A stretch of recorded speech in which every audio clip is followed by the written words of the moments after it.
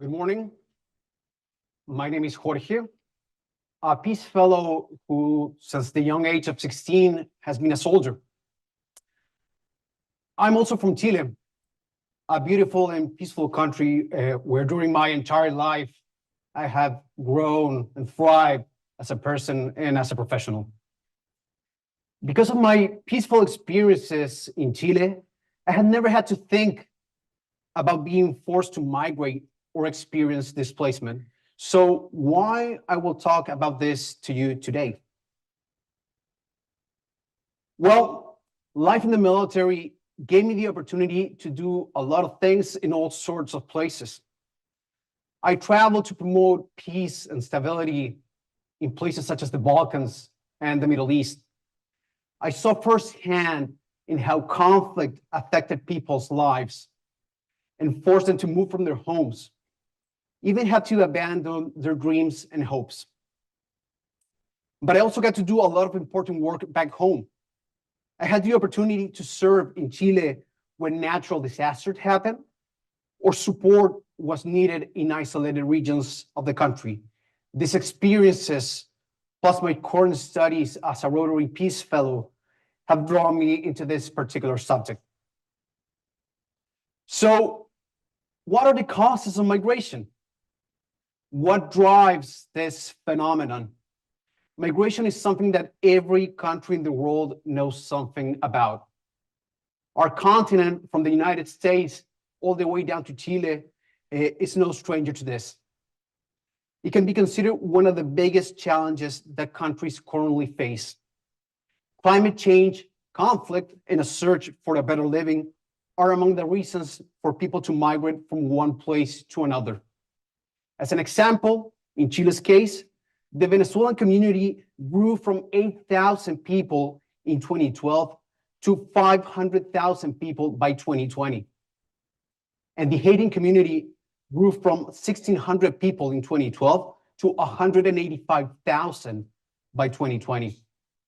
However, countries have different approaches that show more of a reactive than proactive planning when faced with this dilemma. Chile's approach to decrease the influx of irregular migrants has been to use the armed forces as a containment security force deployed on the border. So my question is, are we willing to use this strategy, which could bring catastrophic consequences for the people who are mandated to enforce this, but also for the migrants who in most cases are looking for better opportunities?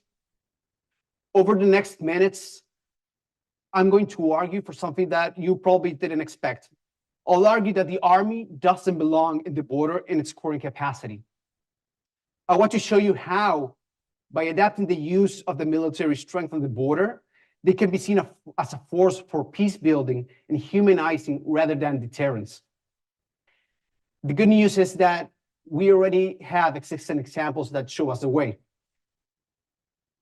So to give you some context, in 2010, the total migrant population in the country was estimated at 300,000. By 2022, the total migrant population was estimated at 1.6 million people. In other words, migrants represent today in Chile 8.3% of the total foreign-born population. Why did we have this unprecedented migration in the country? Well, political, economic, and social instability in Latin America led to a dramatic rise in migration, and Chile emerged as a destination given the stability that the country has in the region. With this, irregular migration started to rise as well in the country. In 2022, the Chilean government changed its migration policy with the hope of developing more adequate laws following the migratory trends present in the country. These changes reflected a shift in emphasis from security to inclusivity.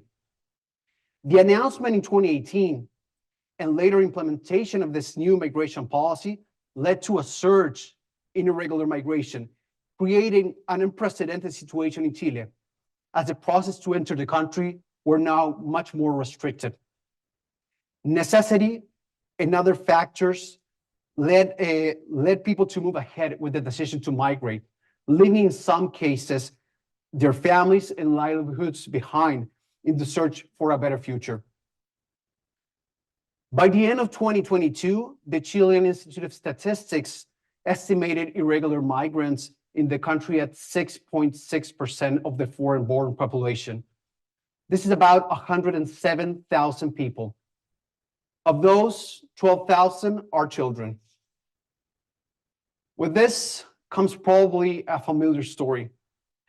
The local population began to express animosity towards migrants and increasingly blamed them for rising crime rates, unemployment, and other social ills.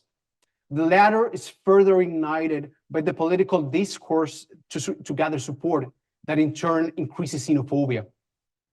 Social peace became disrupted. The Chilean government had limited resources and capacity to control and respond to this migration trend adequately. As a reactive measure, and with the increasing number of irregular migrants, in 2023, the state issued a temporary special decree that would allow the armed forces to perform duties related to border security.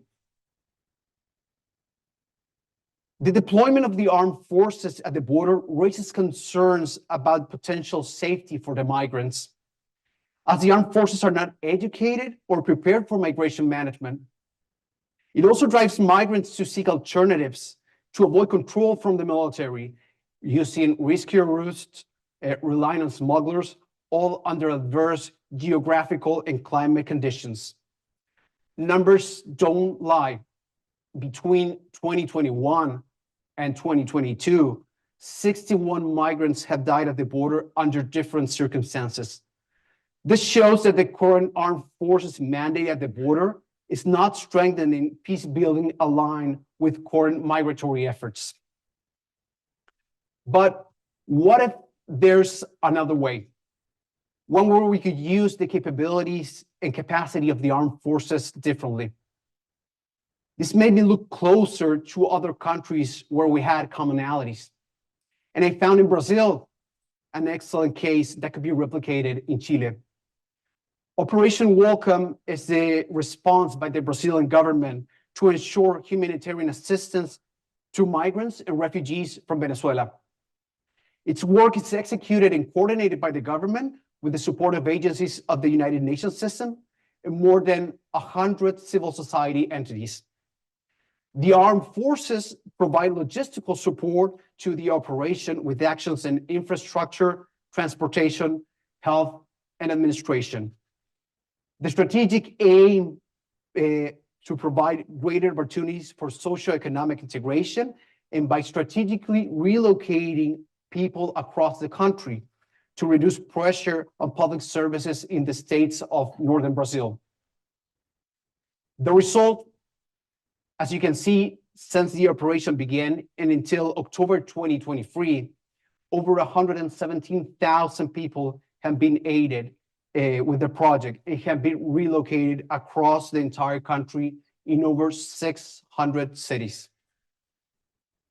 So the question is, can the Chilean armed forces adapt to this new humanizing strategy? I believe they perfectly can. Since their creation, they have been a fundamental part of the Chilean society, contributing to national development by, for example, constructing roads in Patagonia, providing primary and secondary education, and serving as a social platform for those with low resources. And even in the face of natural disasters, aiding those in need, and later helping in the reconstruction of their livelihood. Now, you could ask, what are the difficulties of implementing such a project in Chile? Well, every large project comes with challenges. First, the operation is costly in terms of human resources. Second, setting up facilities and bringing technical expertise brings, of course, logistical problems.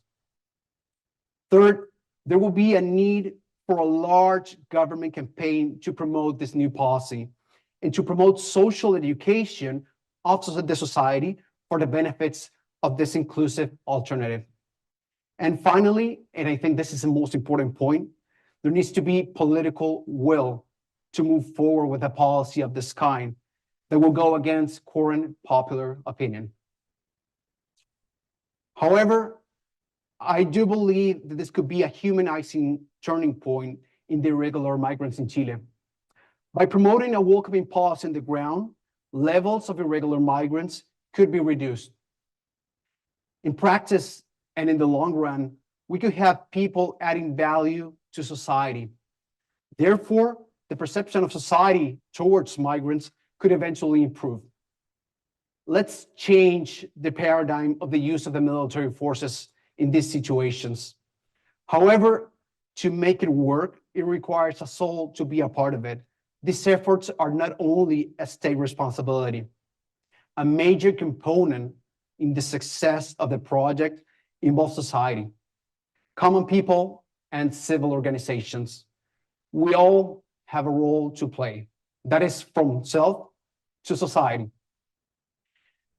To promote human rights and peace in Chile, the current migration policy at the border needs to focus on strengthening migrants' welfare and their inclusion in the community. And to achieve this, the military could play a critical role in promoting humanitarian engagement. And maybe soon, we will never have to see images like this of men, women, and children detained at the border to prevent their entrance in the country. And instead, we could see more of this. People full of hopes and dreams for a better future.